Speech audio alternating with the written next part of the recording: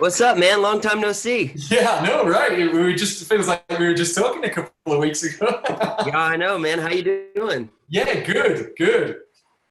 What's been Thanks for what's new? What's catching up been with us going on? again. I like when we spoke last time. I remember we were talking about the new album at the end, and you sounded so excited about it. I was like, "Oh man, I can't wait to hear it." So Yeah, I'm glad that we've had the chance to listen through and I get a chance to chat to you about it.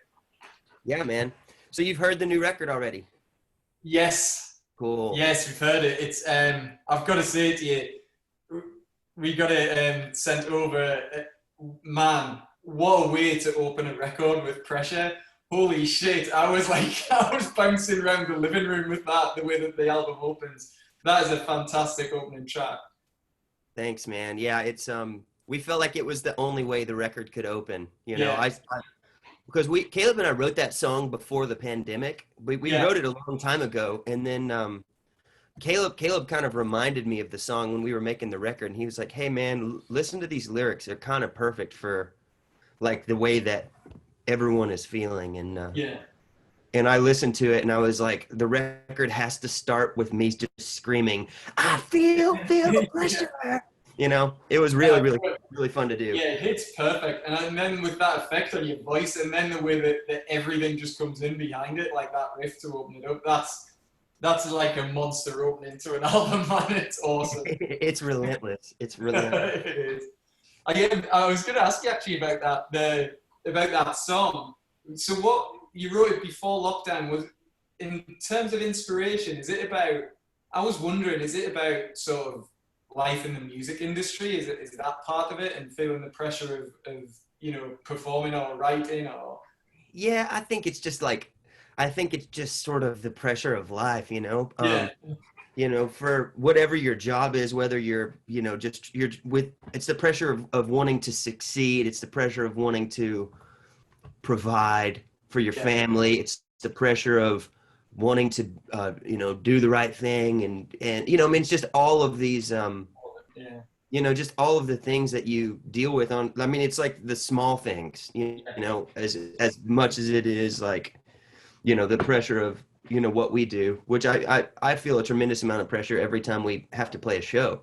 yeah Cause it's like you want to deliver, and I think that I've actually like gone to the doctor about like my anxiety and stuff because I get so anxious before shows, and I'm like afraid to tamper with it because I know it's just a symptom of really caring, and then as soon as I start playing music, everything gets better. So it's like we wanted to just find a way to try and take the pressure and turn it into something. yeah. Yeah, I always wonder that with some musicians whether it ever gets. It's funny. I think it was like a Queen documentary. I think around kind of magic when they were touring that album, and there was a video of them backstage at Wembley, and I mean like Freddie Mercury had been doing that, his whole life to that point. He looks like the most super confident guy in the world. And I remember they just had the camera on him. He was like bouncing up and down. I'm like, man, he still looks really nervous before he steps out there. Yeah, absolutely. It's like one of those things that then when you step out there, the adrenaline just kicks in, you Yeah, know? That's yeah. like there's a line on the record that says, when I bleed adrenaline. You know? Nice. There's all of these little like nuggets of just things that I've picked up, but the whole point of like pressure and songs like the old me, it's Yeah, I mean a lot of those songs is you're actually just taking your insecurities and amplifying them to a point where you can laugh at them, yeah, you yeah. know? Well, like the old me, actually, it's funny that you mentioned that. So that, like, I always, when I go through an album and then I'm going to chat to someone about it, I'll pick out like the songs that really like spoke to me, and that, like the old me, I love that song. That's like, it's got such a dark feel about it, that acoustic sort of piece behind it. But then it reminded me, it was like a Nashville, like a storytelling song. The lyrics are like a story. I Yeah, really enjoyed like listening to the lyrics as well as listening to the song. man, that's awesome. Yeah, that was a song that pretty much wrote itself. Like I got this new steel guitar, Yeah, and the pink one. I'm sure you've seen it on. Yeah, absolutely. And so I started writing all of these blues songs initially with it, and then I tuned it to this tuning, and the guitar was ringing like a bell, like it Yeah, just was chiming and beautiful, and I just started playing that riff, and then sometimes music will inspire words, and yeah, someone asked me in an interview earlier, what were you writing it about, and it was like I don't know, I was just yeah. singing, and that's what happened, and I sent it to the guys in the band, and I'm pretty sure everyone was like, "Are you okay?" Yeah, But yeah, I love that song, and I love how that recording sounds like you're just sitting in a room with yeah, like playing a song like we do, at a Nashville writers' night or something, where yeah, you're just not overdone. It's just singing a song into a microphone. yeah. That's, So I mean, one of the things I noticed about, well, it's interesting that you say that about the lyrics. I know we spoke last time a bit about songwriting and that idea that, like the Neil Young idea that he just channels something, that something comes through. And that sounds like exactly what kind of happened there, certainly with the lyrics at least. Um, but the album itself, I mean, you recorded this all at home, right? Like yeah, set up a studio, yeah. I mean, yeah, it sounds fantastic. Like, and it does have a live sound and feel about it. I think the whole album does. yeah. Well, I mean, Caleb and I pretty much tracked everything live together, Yeah, uh, and then just due to like restrictions of one not having a studio's worth of gear, we couldn't track everything live together, but also we didn't have Noah Denny in the band, so there was yeah, nobody to play bass. yeah, So it either had to be me or Graham, and so but Caleb and I, as long as we're putting it down live, then it's going to have the feel, yes, and we would, because we've just played off of each other for so many years that there's a certain instinct that neither one of us tap into when we're playing by ourselves. yeah, yeah. No, you You could know? you could really like you could really feel it, and I'd wondered if. I mean, it sounds like that is just the way you record, right? It's not, you don't Yeah. even like aim for it particularly. It's just how you do it. Yeah, and Graham played a lot of his stuff down live with us as well. A lot of Yeah, Graham's parts are a little bit more intricate, so they would take like working out. And God bless Graham, because if Caleb and I play a track where it's completely improv, then yeah, Graham like will have to like weave his way throughout it. It really takes a special skill, and yeah. I think his guitar playing on this record is probably my favorite guitar playing. Yeah, there's some awesome play. I mean, actually, the other thing I was going to ask you, so Roger Allen Nichols, we spoke a bit last time. I mean, he was like a guy you really trusted in Nashville when you first got there, right? And he's co-producer on this record. How did it work? Was he with you in the studio, or was it like a case of sending him stuff and him coming back to you? Or Yeah, no, he was with us in the studio. Like I called him because we had been kicking around some different producers, and I kind of had like in my heart, I knew that I wanted to work with Roger just because yeah, we'd never worked together in this capacity before. yeah, I mean, not since the Shakedown has evolved. Like I worked with him when I was 17, yeah, but at that point, like I was a different artist. You know what I mean? And so we'd written songs together and done tons of demos. Probably upwards of 70 recordings that yeah, we had done with the Shakedown and Roger, and those demos always sounded like records. yeah, And I was like, why are we beating around the bush? Why don't we just call him? And I said, hey, will you consider locking yourself down with us, like just coming over, and we're all going to make a pact not to go see other people. We're not going to go, yeah, out shopping. We're just going to come here and home every day. And he was like, yeah, sure. Let me get so he had masks made for everybody, and it wasn't until the last day where we like actually hugged each other. yeah, When we finished like the old me, and I think we involuntarily just like gave each other hugs. But yeah. he brought so much to this process.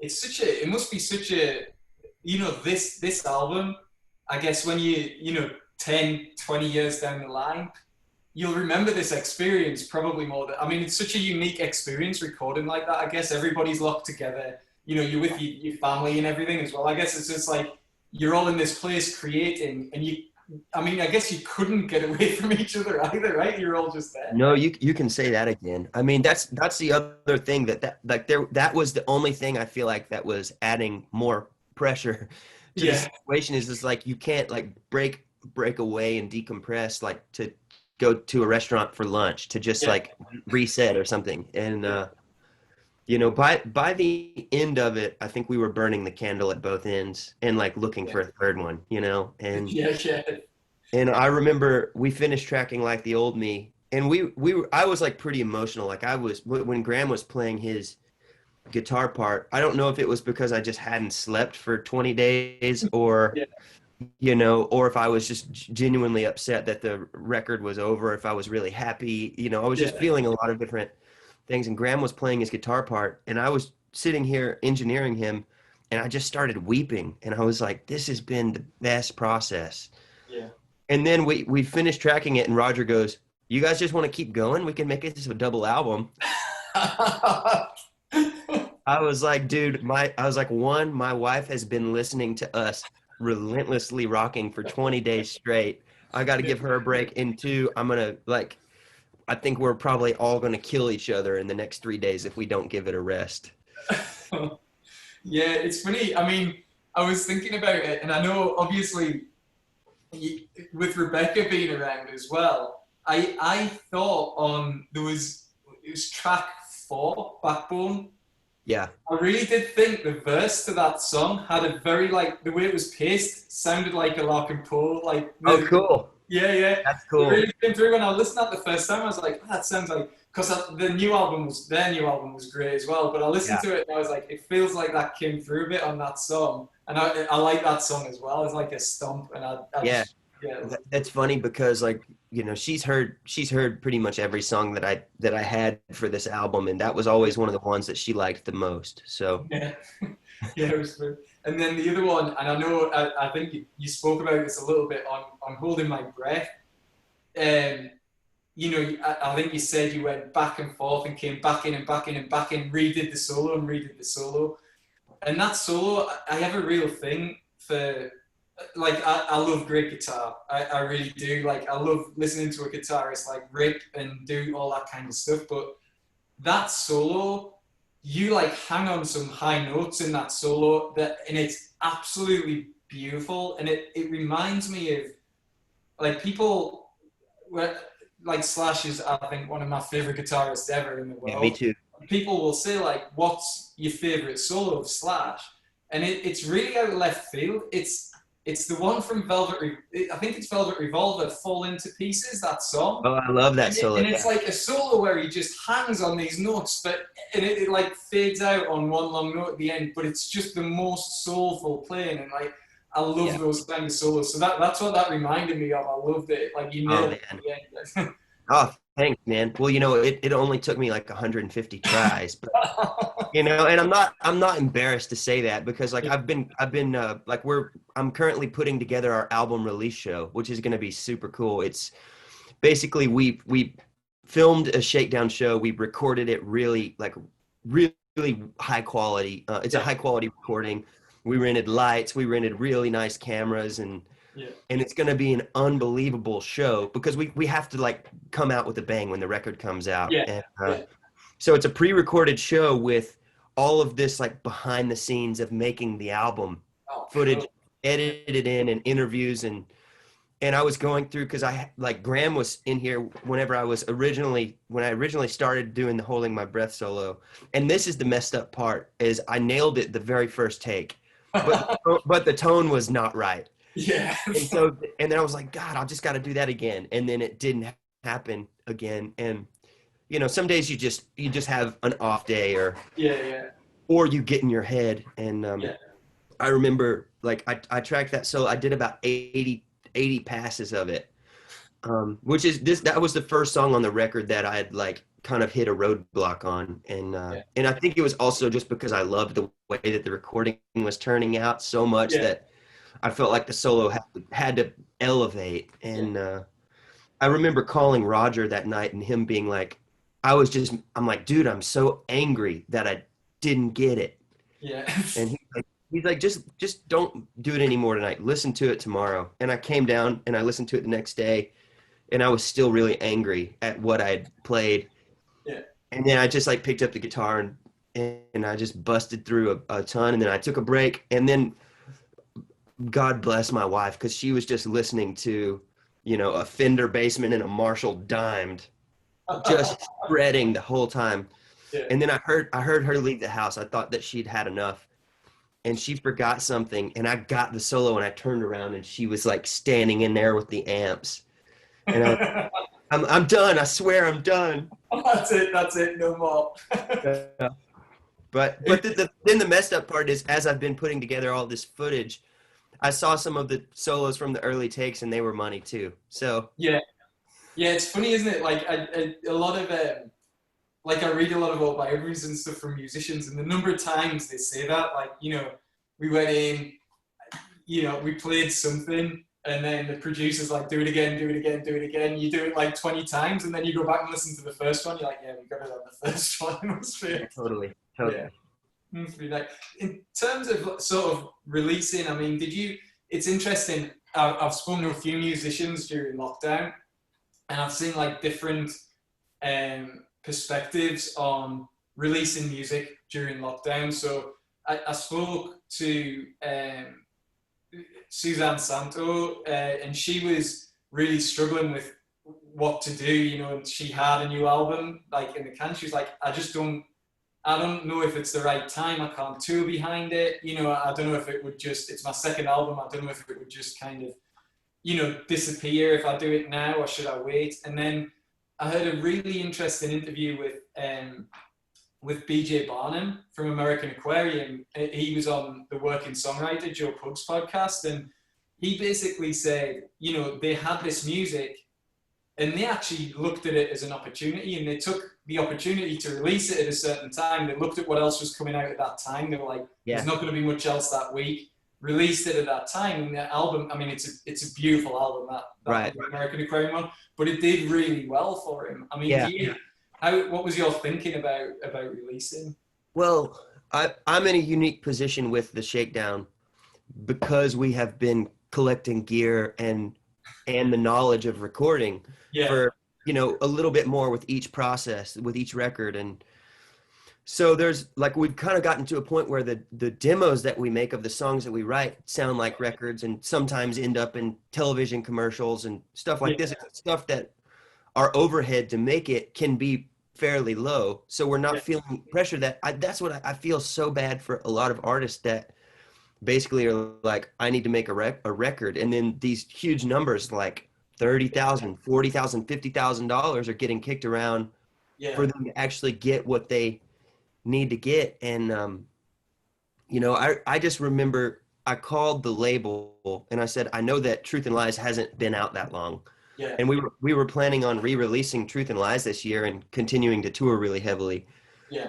And then when all the shows got canceled, it was like, we can't re-release this album. We have to give our fans something to sink their teeth into, and we also have to have something to put all of our energy into, because we like have this hunger to rock. And it was like, where do we put all of this? And the label said, well, we'll throw you a few bones to go make an EP. Yeah. And we were like, I hate the word EP. Like, I like records, man. And so we were like, cool, yeah, just let's do that. And then we just recorded 13 songs, and and I think, yeah, here's your EP. It's a long one. I think that we were kind of looking at it as an opportunity as well, just because, one, we're not going to stop writing songs. Yeah. We're not going to stop making records. So, but we can't do anything else. So let's put all of our energy behind this. And, it was interesting because Holding My Breath, On to the Next was our most successful stream song in the first week of like anything that we'd ever released. Yeah. And Holding My Breath already passed it up. And, like the pre-orders and all that stuff are already surpassing our last album. So that's where I'm kind of going, cool. People are hungry to support artists right now. Like, it's sort of like I love this Mexican joint down the street.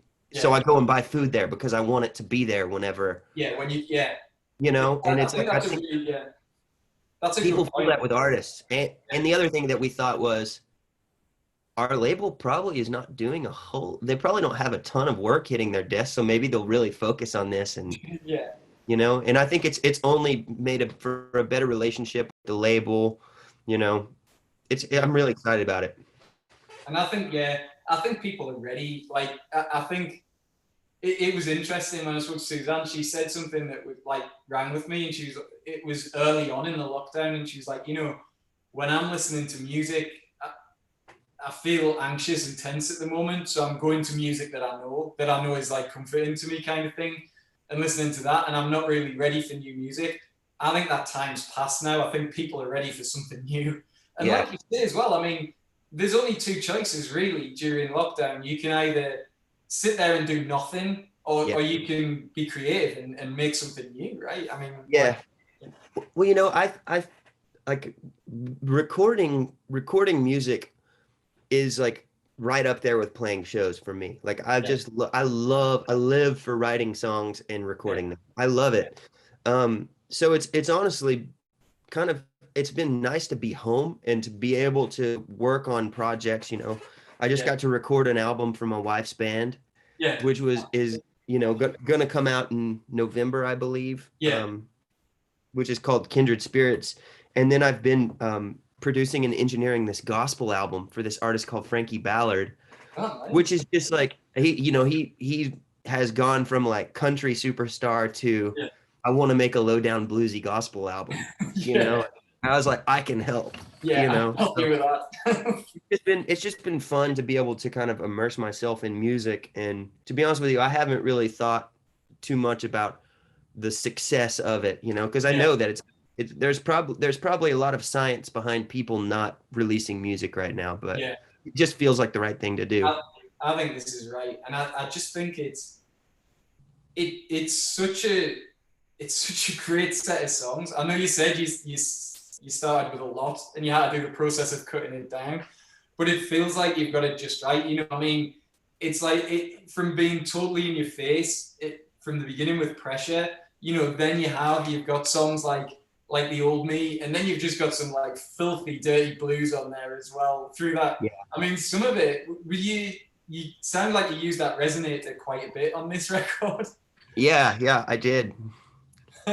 It's got a real tone to it. That thing, I like Yeah, it. I tell people it sounds like you're taking a shot of bacon grease. It's but you've It's also filthy. sorry, go ahead. Yeah, that tone inspired quite a few songs. Like Hitchhiker and Coastin'. Yeah, There's some definitely like bluesy numbers that were inspired by that instrument and that song Misery. Um, so yeah, I'm lucky to have it. It's just yeah, because it's like every time I pick it up, there's like something waiting. yeah. It's nice when you get like an instrument like that that pulls something out of you. Yeah. Yeah, I don't pick it up unless I'm willing to sit down for a second, you yeah. know, because There's I a know that it's gonna suck me into some yeah. some Then place, you know. you're gonna come around like 2 hours later and be like, where's 2 hours gone? You just Hmm. yeah. That's totally true. But Misery, actually, I really enjoyed that song, and that one as well. Kind of, it had a feel to it. It reminded me of one of my other favorite artists, like in your sort of realm, which is with Davy Knowles. Oh yeah, It really like the verse and the way that song's sequence. It really reminded me of like a Davy Knowles track, which I liked, which was a good thing because I love him. yeah. That's And I awesome. love that slide solo you do on that as well. Yeah, I've been sinking my teeth into just a lot of classic country music. Yeah. And I love those like heartbreak drinking songs. And so I thought it would be I thought it'd be cool to write sort of a country style song, about whiskey. And Yeah, I love how that one turned out. Just the story of someone that's overindulging and they know that it's that they're backing themselves into a corner, but they just Can't, kind of yeah, accept it. Yeah. can't do I, anything about it. yeah. Yeah. No, I like that song. And then I loved just the way you close that album out with Coasting, which is just it's a great way to finish it. Just like a real classic blues track, which Yeah. is yeah. Yeah. So on the album release show, the closing credits are the part of Coast is will be the part of Coastin that got cut out of the record version, which Okay. basically starts with Caleb and Roger just talking to each other and talking about what pizza they're gonna throw in. Yeah. And we had been working on that song Loner, and I felt like I was kind of hitting my head against the wall. Like um I wasn't getting anywhere with what I was doing, and Caleb felt the same. And we were all just like we had reached the point where it was time to call it a day and come back fresh. And as Caleb was starting to pack up his stuff, I just hit record real quick and said, "Hey, would you play through this song with me?" And he's like, "What song is it?" I was like, "Don't worry about it. Just play with me." And he'd never heard the song. We'd never played it, and we couldn't see each other, and we played it Yeah. down once, and that's what's on the record. That was it. That's Yeah. awesome. Yeah. It's Graham had already left. So Graham's not on that song because he'd already left. so it was literally just basically not a, well, you'd have written it, but a jam effectively that you just recorded. Yeah, and we talked about like, trying to build it up, and we were like, you know what? Let's just put it as a hidden bonus track. And Yeah. then as we started sending the record around, everyone was like, please just put this on the album. Don't make it a hidden track.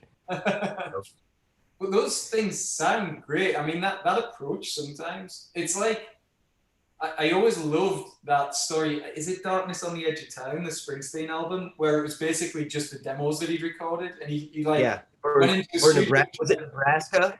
Oh, no, Nebraska. That was it. Sorry, Nebraska. Yeah. Yeah, and we went in and started trying to record them. He was like, you know what, the demos just sound better. Let's just do it. Let's just use the demos for the album, kind of thing. Yeah.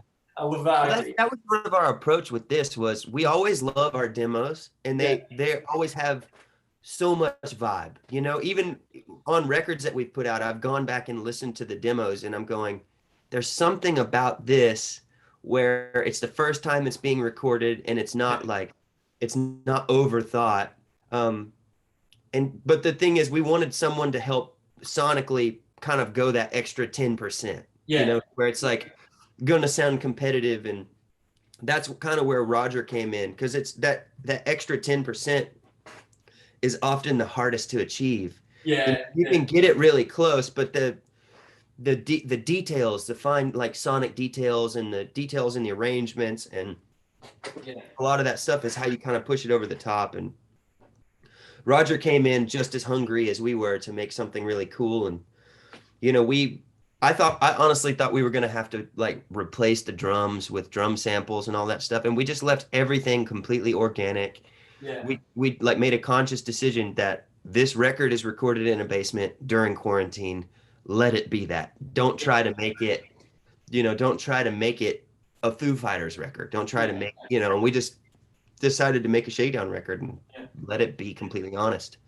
No, it came out. It really came out great, and like I honestly, I really do believe that. It's like I say, just in the way that you've sequenced the album as well, like the way that it takes you up and then down again, and then you've got flat out rockers, you've got some acoustic stuff, you've got some blues stuff, you've got Wild Side, which to me is like, man, I can imagine like people being all over that. Like that's a radio hit kind of song. I can imagine people going like trying to license that for movies and stuff. That song makes me uncomfortable because it's the happiest sounding song we've ever recorded. Yeah, it is. It's a happy song. But I like Caleb and I were talking about it. It's almost like because the world is so negative right now Yeah, that it felt like, okay, cool, let's at least offer people 3 minutes of yeah, imaginary party, yeah. It really right. It's funny. It must be something about these times as well because I spoke to another band. I spoke to Ben from. Do you know band Biffy Clyro? They're a Oh Scottish yeah, yeah. band. Yeah, we did some shows with them. Oh, did you say? Yeah. So I spoke to Ben from Biffy, and when they were releasing their new album, and they did a song on there, and I can't bring it to mind at the minute, but they'd sent me it before I interviewed him, and I was listening to the song. I was like, man, and it just like really cheered me up. And I was Yeah. saying to him, I was like, Ben, it was like the happiest song I've heard you guys do. And he was like, no, we said the same, but we were like, we've just got to release it. It's like, Yeah. it's right for the times kind of That's thing. So, awesome. yeah. Yeah. I mean, it's the same thing with Crazy Days. Like that song is, Yeah.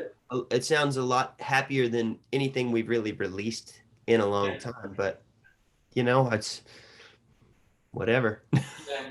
Well, I mean, yeah, we're coming up on half an hour. So thanks. I mean, I am loving it. I can't wait like till you release it. We'll grab it on vinyl as well. I think to have that experience. And then when are you gonna do the opening show? I should. It's gonna happen on release day. So on October On release. 16th. Yeah. And we're Okay. gonna like tickets will be hosted on our website and the show will be hosted on our website and it's Okay. gonna be it's over an hour of you know foot like live we play most of the record. We play a few oldies and then a few a few from the vault that people have been asking for. And then the behind the scenes studio footage is pretty gold. I've been just kind of laughing, reminiscing because I'm going, I forgot that even happened, and Yeah.